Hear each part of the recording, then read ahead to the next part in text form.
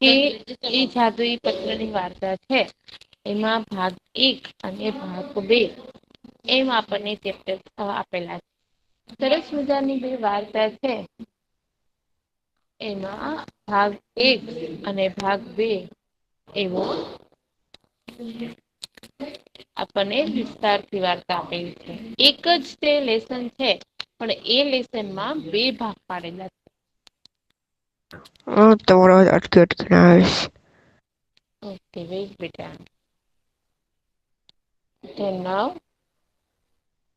Clear? હા બરોબર. Okay બેટા. તો એમાં છે જે પેલો પાઠ છે ને એ પાઠના કોઈ નેમ નથી. ખાલી વાર્તા 1 અને ભાગ 1 અને ભાગ 2 એવી રીતના આપેલું છે. બરાબર. તો સરસ મજાનો એક લાયન્સ ક્લબના ગવર્નર છે. અને નિરંજન અને તેનો મિત્ર આ 3 વ્યક્તિ છે. એના વચ્ચે સરસ આપેલી જે વાર્તા છે. આ 3 વ્યક્તિ વચ્ચે આપેલી વાર્તા છે. બરાબર. ચલો તો હવે આપણે આગળ સ્ટાર્ટ કરીએ.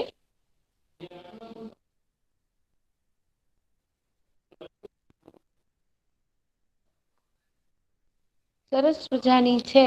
આ એક આપણી સમક્ષ આપેલી એક હાસ્ય કથા. તેના લેખક જે છે એ છે ડોક્ટર રતિલાલ બોરીસાગર.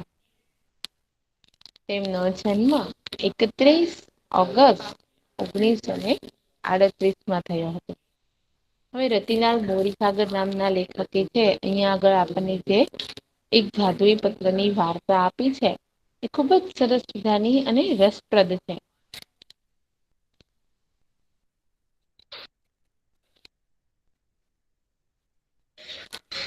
તેઓ અમરેલી જિલ્લાના સાવરકુંડલાના વતની હતા.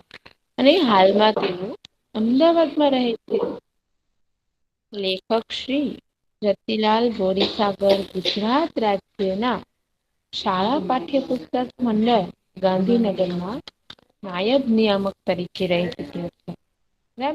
એને ત્યાં આગળ ગાંધીનગરમાં સરસ મજાની નાયબ નિયામક તરીકેની કામગીરી બજાવી છે.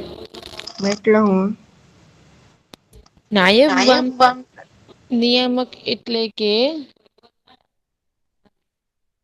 નાયબ નિયામક એટલે આપણે જે શિક્ષણના ઉચ્ચ અધિકારી હોય ને આપડે તમે નામ સાંભળ્યું નાયબ મામલતદાર છે. આવું નામ એજ્યુકેશન સાંભળ્યું છે? ઓફિસર યસ બેટા. Education officer. નાયબ નિયામક એટલે શું થાય? કે એજ્યુકેશન ઓફિસર. બરાબર એવું આપણે કહી શકીએ છીએ. એટલે તેઓ રતિલાલ બોરીસાગર છે એ ગુજરાતના નાયબ મામલતદાર તરીકે તેઓએ નાયબ નિયામક તરીકે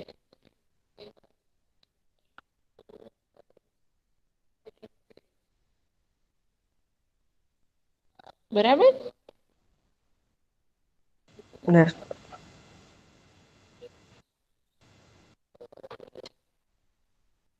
તો શું કે છે કે પાઠ્યપુસ્તક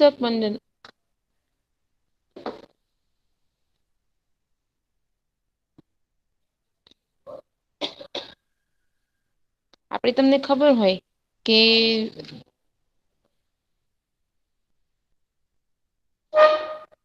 કે ઘણા બધા જે છે ઈ અલગ અલગ હોદ્દા ઉપર હોય છે. શિક્ષણ મંત્રી હોય છે. એવી રીતના ઘણા બધા લોકો હોય છે. બરાબર. તો અહિયાં આગળ તેમણે પાઠ્યપુસ્તક મંડળમાં એટલે કે આપણે લાઈબ્રેરી તરીકે વિચાર કરી શકીએ કે લાઈબ્રેરી હોય એમાં પાઠ્યપુસ્તક તરીકે એમણે કાર્ય કરેલું છે. પાઠ્યપુસ્તક મંડળમાં નાયબ નિયામક તરીકે રહેલા છે. પછી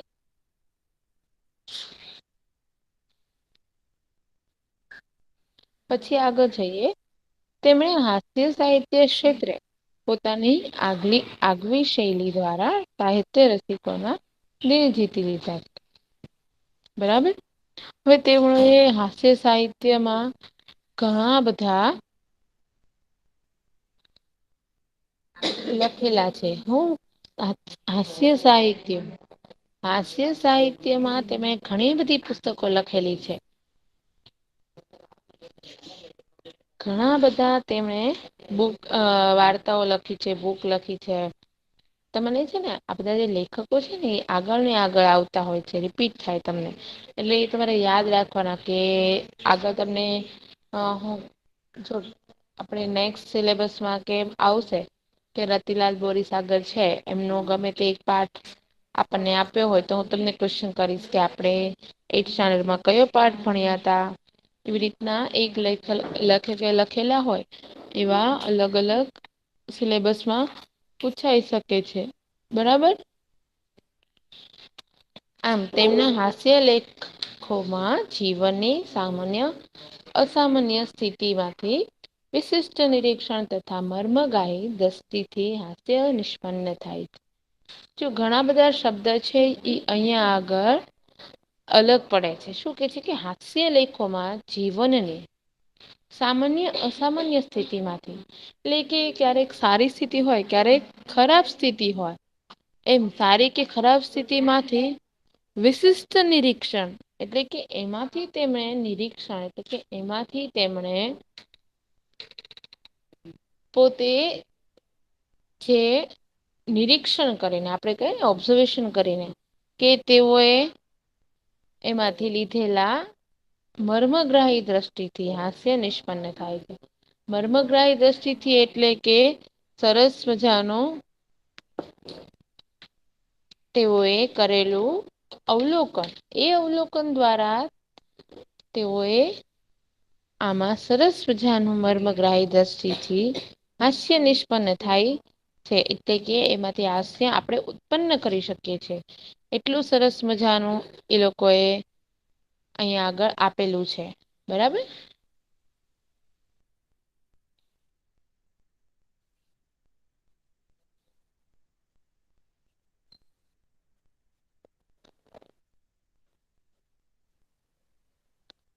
પછી તેઓ શું કે છે કે માણસની ચિત્ર વિચિત્ર ખાસિયતોનું વેધક ચિત્ર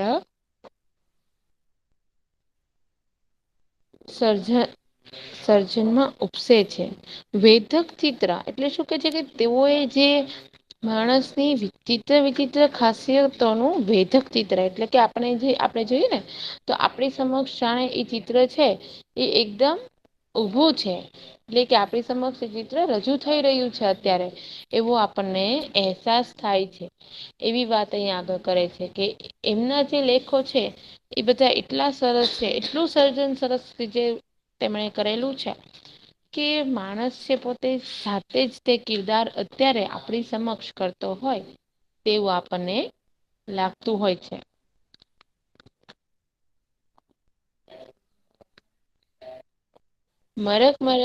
આનંદલોક એ તેમના જાણીતા હાસ્ય ગ્રંથો છે.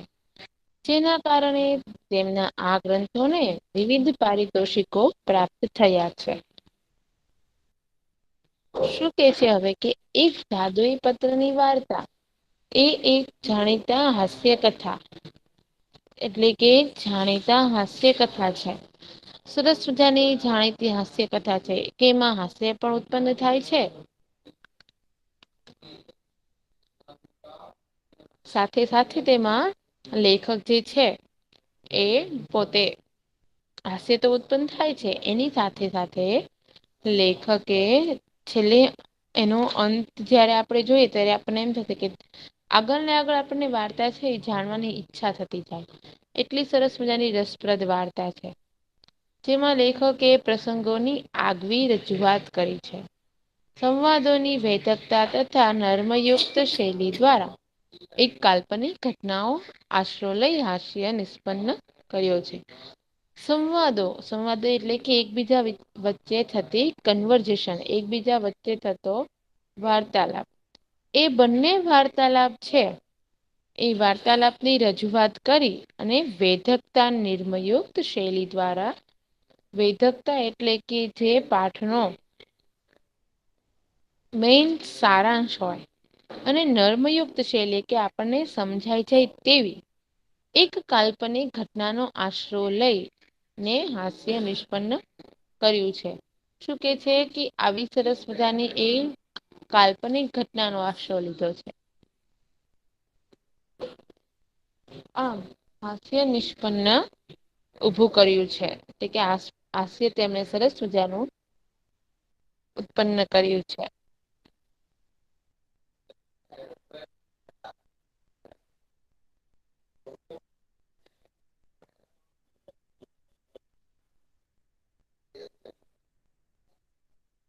પછી શું કે છે હવે આપણે જે છે પાઠને સમજીશું બરાબર.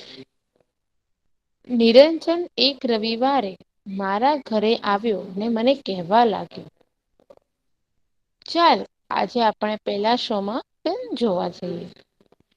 લેખક નો મિત્ર નિરંજન છે એ રવિવારે સવારે લેખક ના ઘરે આવે છે અને તે કહે છે કે ચાલ આજે તો આપણે ફિલ્મ જોવા જઈએ, આજે આપણે ફિલ્મ જોવા જવું છે. ટિકિટ લાવ્યો છે? ના ટિકિટ તો નથી પણ ટિકિટ ન હોય તો આજે રવિવારે ફિલ્મ જોવાની વાત પણ કેવી રીતે થઈ શકે? તું ચાલ તો ખરો કઈક મેળ પડી જાય તો ઠીક છે નહીતર પાછા. જો શું કે છે એનો મિત્ર જયારે એમ કે છે કે રવિવાર છે ચાલ આપડે આજે ફિલ્મ જોવા જઈએ ત્યારે લેખક કહે છે કે ટિકિટ તો આજે રવિવાર છે તે ટિકિટ નહી મળે. બરાબર છે.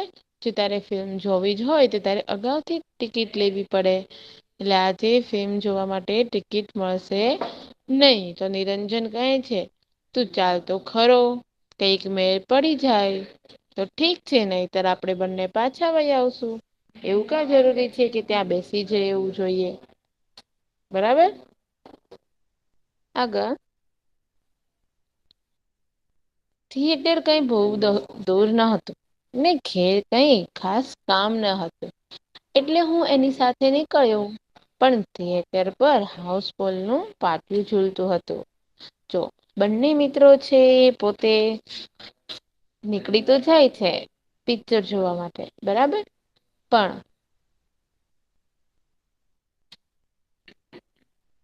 થિયેટર પર પહોંચે છે. ત્યાં તો તેમને હાઉસફુલ નું પાટિયું જોયેલું ટીંગાવેલું જોવા મળે છે. હવે બંને શું કરે છે એ જોઈએ હવે આગળ.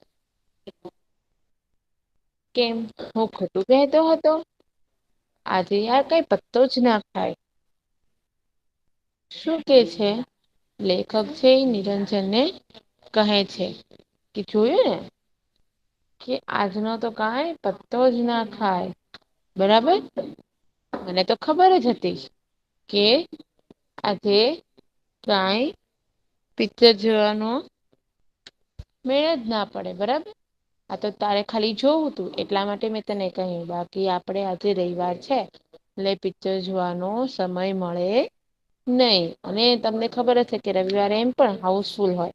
શું કામ હાઉસફુલ હોય કે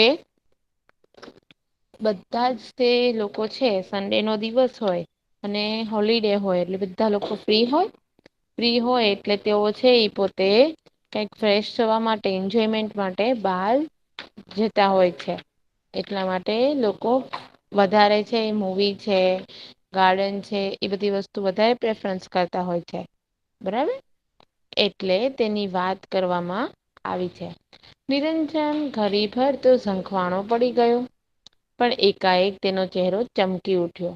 હવે નિરંજન ઘડી ભર ઝંખવાણો થઈ ગયો. શું કામ ઝંખવાણો થઈ ગયો?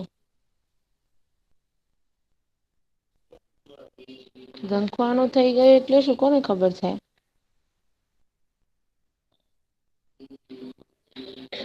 ખુશ થઈ ગયો. Yes repeat again. ખુશ થઈ ગયો. રોંગ ખુશ થઈ ગયો ના. મૂંઝાઈ ગયો. શું બેટા? મુંજાઈ ગયો. હમ ટેન્શનમાં આવી ગયો. હા ટેન્શનમાં આવી ગયો. કારણ કે હવે એના એક તો મિત્ર ને એને તૈયાર કર્યો હતો બરાબર. કે તારે આવવાનું જ છે બરાબર. અને પછી ત્યાં જઈને જુએ છે તો કશું જ મળતું નથી. અને બધી જ વસ્તુ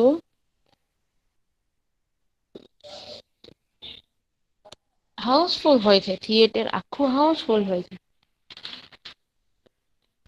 તો શું થાય છે કે કઈ વસ્તુ મળતી નથી.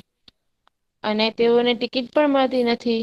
હવે તેઓ વિચાર કરે છે કે શું કરવું? એના ચહેરો છે એ એકાએક ચમકી ઉઠે છે.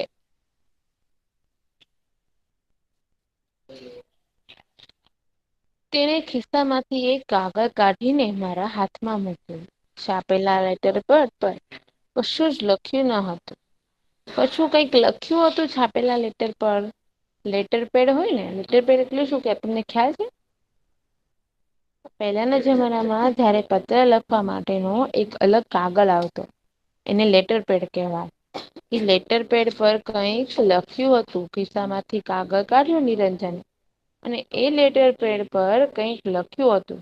પણ શું લખ્યું હતું એ કઈ ખ્યાલ પડતો નહોતો.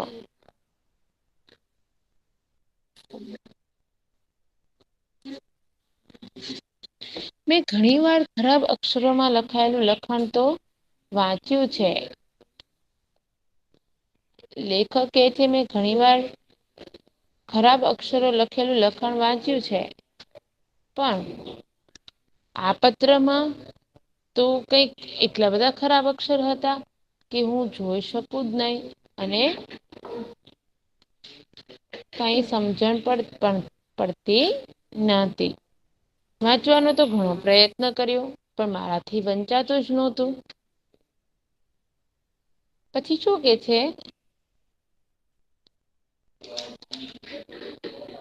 મારા પોતાના અક્ષર પણ કંઈક બહુ સારા નથી. પણ આ પત્રના અક્ષરો જેવા ખરાબ અક્ષરો મેં આજ સુધી ક્યાંય નથી જોયા અને ક્યારેય નથી જોયા. લેખક શું કે છે? લેખક એમ કે છે કે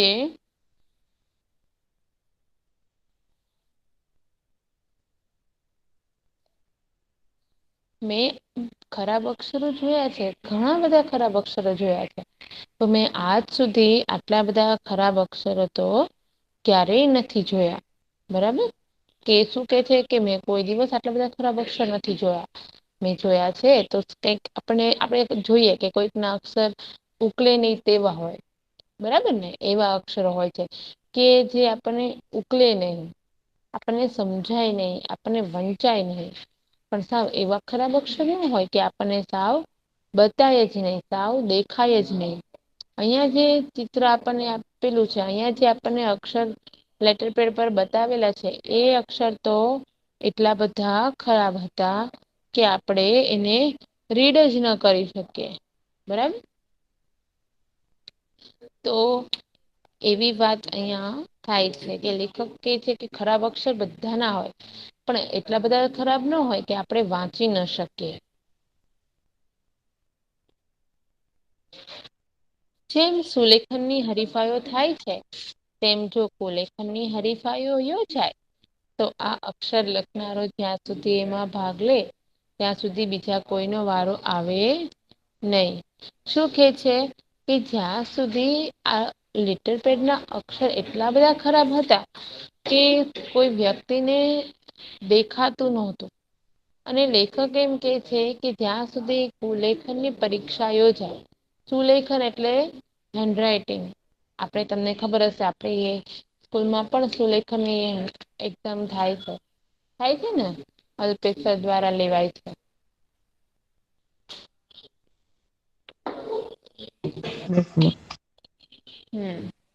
અલ્પેશર છે એ સુલેખનની એક્ઝામ લેતા હોય છે. તો એની જેમ જ અહિયાં આપણને એમ કે છે કે જેમ સુલેખનની એક્ઝામો થાય છે ને એમ જો કુલેખનની એક્ઝામ થાય તો આ લખનારો પત્ર લખનારો વ્યક્તિ છે એ સૌ પ્રથમ નંબરે આવે અને જ્યાં સુધી એ હોય ત્યાં સુધી બીજા કોઈનો નંબર આવે નહી. એવી વાત કરવામાં આવી છે.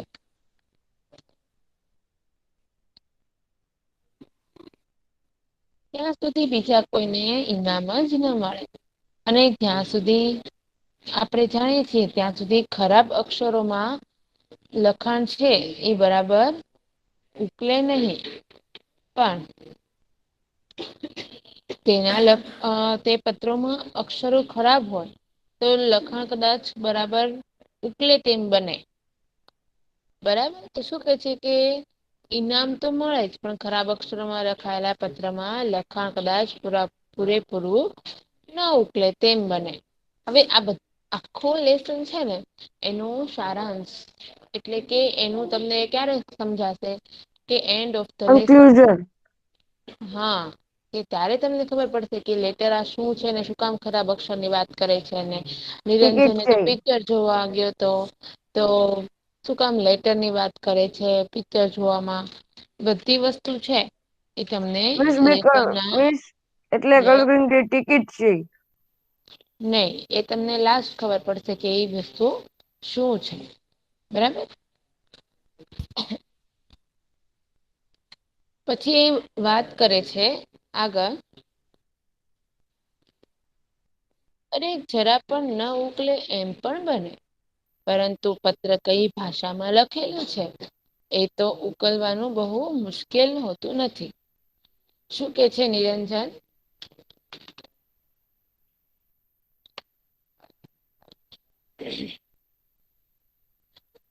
લેખક છે એ નિરંજન ના હાથમાં રહેલો પત્ર છે એ જોઈને કહે છે કે એ અરે જરા પણ ન ઉકલે એવું પણ બને એ પેપર સાવ ઉકલે નહી એવું તો બને જ છે.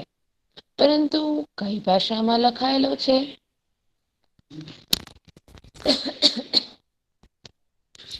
પરંતુ કઈ ભાષામાં લખાયેલો છે એ તો ખબર પડે જ છે. અને એ તો ઉકેલવું બહુ મુશ્કેલ હોતું નથી. કારણ કે નિરંજનના હાથમાં રહેલો પત્ર છે એ એકદમ ખરાબ હતો. એ તમને ખબર જ ન પડે કે એ પત્રમાં શું લખ્યું છે અને શું નહીં. એટલે કે છે કે પત્ર છે એ એકદમ સાવ ખરાબ અક્ષરમાં લખાયેલો હતો. લેખક પણ પોતે વિચારમાં પડી ગયા કે આ પત્ર કઈ ભાષામાં લખાયેલો છે તેની સમજણ મને પડતી નહોતી.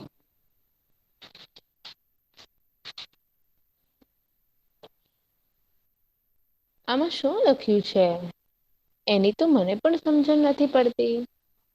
પણ આ મારા એક દૂરના કાકા નો લખેલો પત્ર છે. મારા કાકા પોતે પણ એમણે એક વાર લખેલું લખાણ પરિવાર વાંચે છે ત્યારે પૂરેપૂરું ઉકેલી શકતા નથી. સમજાયું શું કે છે નિરંજનના હાથમાં રહેલો પત્ર છે એ તેના કાકા એ લખેલો છે. લેખક જયારે પૂછે છે ત્યારે એ પ્રશ્ન પૂછે છે કે આ પત્ર કોનો છે તો કે મારા એક દૂર ના કાકા નો છે. મારા કાકા પોતે જયારે એક વાર પત્ર લખી નાખે અને પછી પરિવાર વાંચે ત્યારે એ પત્ર પૂરેપૂરો એ પોતે ઉકેલી શકતા નથી. બરાબર. તો હવે છે અહિયાં સુધી આપણે રાખીએ છીએ બાકીનું આપણે નેક્સ્ટ લેક્ચરમાં આગળ જઈશું. ચલો ફસ્ટ શું કેવા માંગે છે પત્ર છે જાદુઈ પત્રની વાર્તા ના લેખક કોણ છે?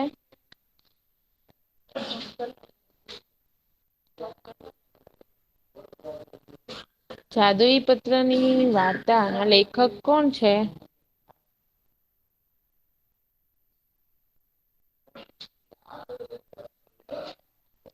ચલો હું જે વોઇસને કહીશ એ આન્સર આપશે. મુર્તુઝા વિરાણી મુર્તુઝા જાદુઈ પત્ર લેસન શરૂ થયું ને ત્યારે હું આવ્યો હતો લેખક પરિચયમાં નહોતો આવ્યો. ઓકે. આવ્યો ને તમે જાદુઈ ત્યાં પૂરું કરી નાખો ફિનિશ. ઝડપથી બધા બોયઝ છે એ નેક્સ્ટ લેક્ચર થી ટાઈમ પ્રમાણે આવવા માંડે જેથી કરીને અહીંયા આગળ જયારે સ્ટડી શરૂ થઈ જાય ને પછી તમારે મિસ થઈ જાય એવું ન થાય.